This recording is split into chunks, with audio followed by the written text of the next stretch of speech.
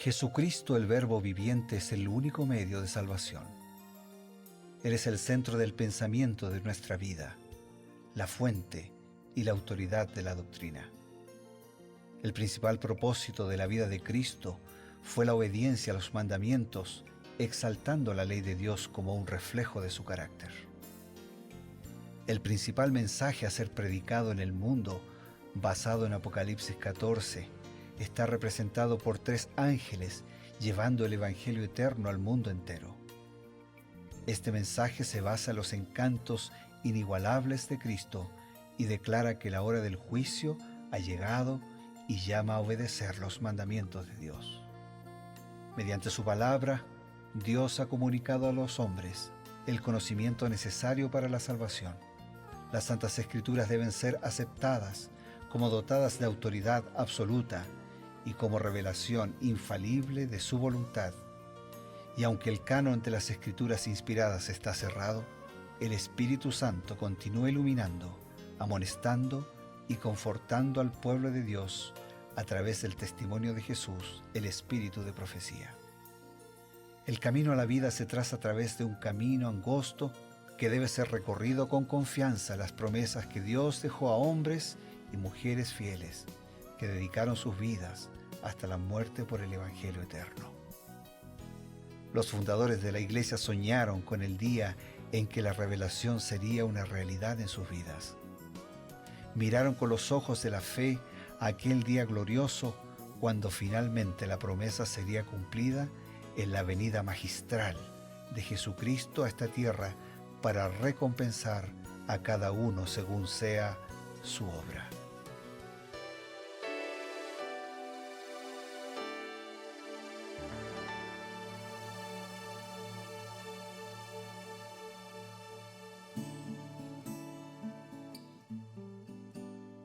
Queridos amigos, es muy grato encontrarnos cada día aquí a través de la sintonía de Nuevo Tiempo, el canal de esperanza, la señal de esperanza. Justamente estamos para comenzar el programa Creed en sus profetas, un programa dedicado al estudio, a la reflexión de las Sagradas Escrituras, acompañado, amplificado, profundizado por el Espíritu de profecía, que se trata de la inspiración divina a los profetas del Antiguo, del Nuevo Testamento, y también es un don que acompañaría a la Iglesia a través de los tiempos hasta llegar al tiempo del fin, el tiempo que estamos viviendo, y fue dado a Elena White.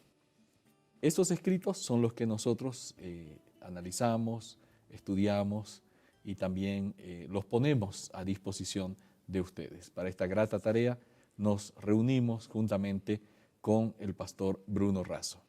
Gracias, Pastor Eber. Por eso en este espacio, Creed en sus profetas, nosotros complementamos lo que ya analizamos a través de Reavivados por su palabra. Claro. Un capítulo cada día de la Biblia, donde buscamos el mensaje de Dios, y ahora a través de Creed en sus profetas, con los escritos inspirados de Elena de White, tomando algunas lecciones que se destacan en el capítulo que estudiamos de la Biblia. Hoy, en el capítulo 13 del segundo libro de Crónicas. Y antes, saludamos con cariño, con respeto a todos nuestros amigos, les enviamos un abrazo de corazón y les deseamos el mejor de los días. Así es, pastor. Entonces ya inmediatamente nos introducimos en el estudio del capítulo de hoy, el capítulo 13, como ya lo mencionó.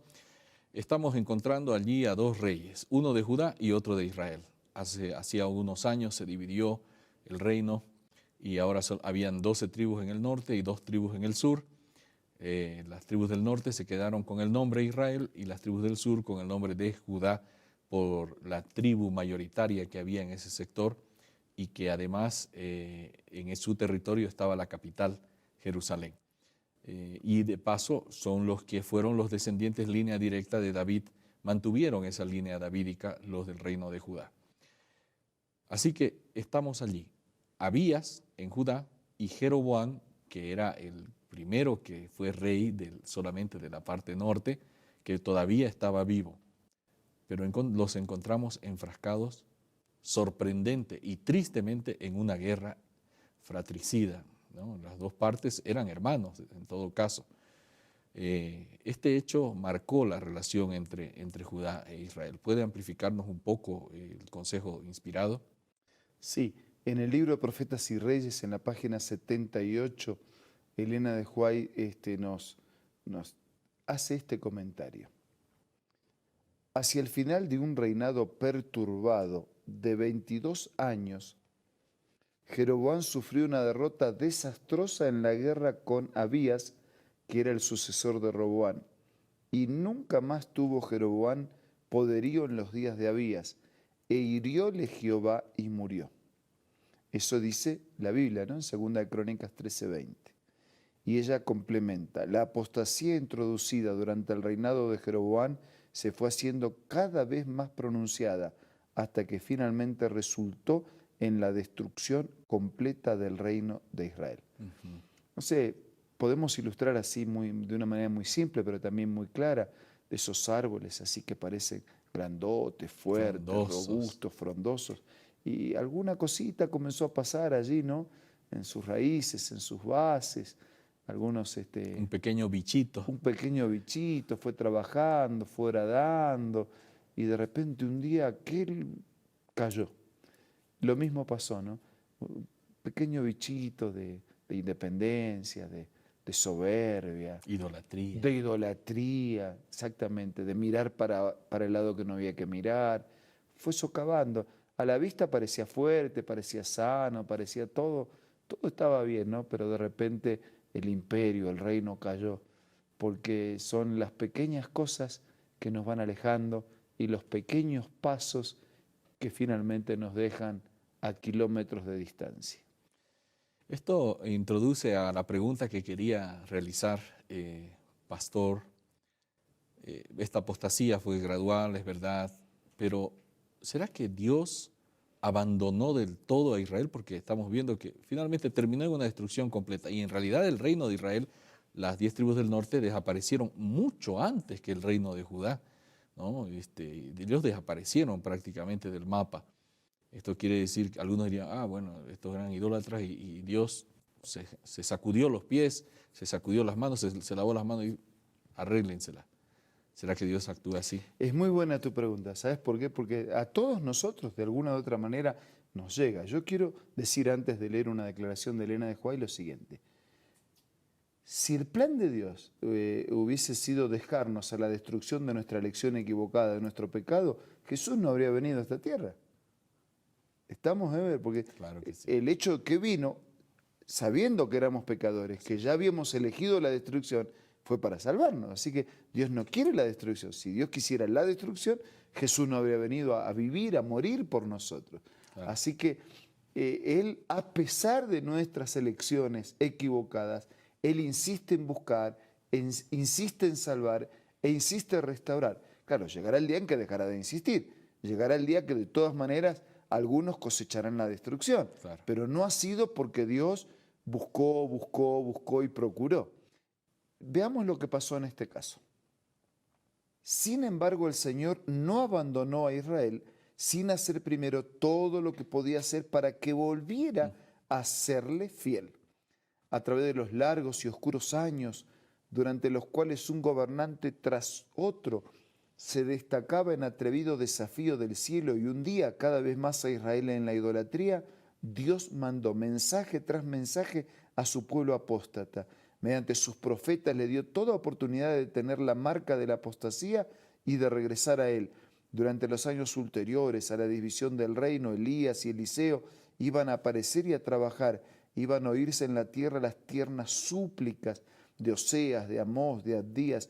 Nunca iba a ser dejado el reino de Israel sin nobles testigos del gran poder de Dios para salvar a los hombres del pecado. Aún en las horas más sombrías, algunos iban a permanecer fieles a su gobernante divino y en medio de la idolatría vivirían sin mancha a la vista de un Dios santo. Estos fieles se contaron entre el residuo de los buenos por medio de quienes iba a cumplirse finalmente el eterno propósito de Jehová. Maravilloso, ¿no? Qué cita hermosa. Claro, porque la criatura se aleja, ¿no? Parece que yo corro para alejarme y Dios corre detrás de mí, ¿no? Para buscarme. Para buscarme. Entonces, es realmente maravilloso, porque yo lo rechazo y él parece que mi rechazo hacia Dios lo motiva aún más para buscarme. Es lo que pasó con el pueblo de Israel. Ni todos son realcanzados por esa nueva búsqueda de Dios. Claro. Ni todos aceptan la insistencia del amoroso llamado del Señor. Pero dice que siempre hubo un residuo. Otras expresiones de la Biblia dice, siempre hubo un remanente. Claro, un resto. Siempre hubo un resto. Siempre hubo un grupo que no doblaron sus rodillas ante Baal, ante los altares idolátricos de dioses inexistentes. Así que Dios, que respeta mi elección, me sigue buscando, ¿no? Para invitarme, para suplicarme, para mostrarme, para ayudarme a entender, para ayudarme a razonar. Y dice que a través de este profeta, del otro, las tiernas súplicas de los profetas retransmitían la ternura de un mensaje de salvación que se iniciaba en el corazón de Dios. Y hay que ser extremadamente duro para rechazar la tierna y reiterada súplica de un Dios que no desiste de amar y que no se cansa de buscar, porque mantiene inalterable su propósito de salvar. Y de hecho ese propósito se cumplió en todo ese remanente que aceptó esa nueva oportunidad. Gracias, pastor. Qué linda explicación. Dios está hoy juntando, está reuniendo un remanente. Serás parte tú, seré parte yo, seremos parte nosotros de ese remanente. Queda la pregunta y mientras reflexionamos en esto, vamos a recibir algunas sugerencias importantes también. Hola, ¿quieres escuchar una cita acerca de la música? Así como los israelitas cuando andaban por el desierto alegraron su camino con la música del canto sagrado, Dios invita a sus hijos de hoy a alegrar por el mismo medio su vida de peregrinaje. Pocos medios hay más eficaces para grabar sus palabras en la memoria que el de repetirlas mediante el canto. Y esa clase de canto tiene un poder maravilloso. Esta cita puedes encontrarla en este libro hermoso, La Música, escrito por Elena G. de White. Te invito a que sea parte de tu biblioteca personal ingresando a la página www.aces.com.ar o visitando una iglesia adventista del séptimo día más cercano del lugar donde te encuentres. También puedes hacerlo descargando la aplicación Elena G. de White del App Store o del Play Store.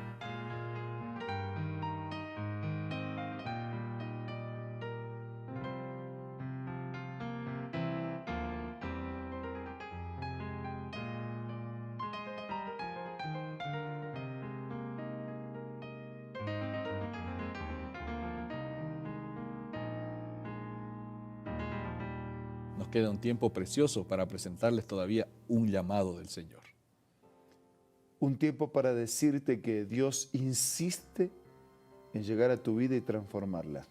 Un tiempo para pedirte que aceptes la insistencia de Dios y abras definitivamente tu mente y tu corazón para que el propósito salvador de Dios se cumpla en tu vida.